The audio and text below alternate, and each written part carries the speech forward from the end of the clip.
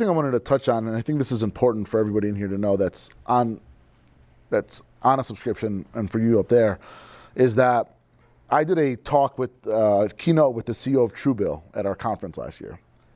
And so if you guys don't know what Truebill is, it's not called Rocket Money, but it manages all your subscriptions, right? And so what's been identified is in the past, leading up until last year, if a subscriber added 2 or 3 subscriptions, they were canceling one, right? So the graph was like, they were adding subscriptions, they were canceling, they were adding 2 or 3, they were canceling one.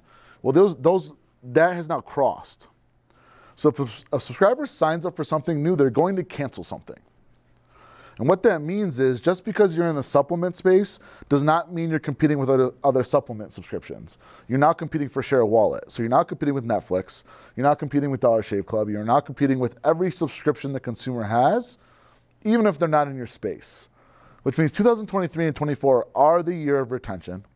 You've got to double down on enhancing that customer experience, and you've got to do something that's going to make the consumer think, well, that's not the top of my list to cancel in 2023 or 2024.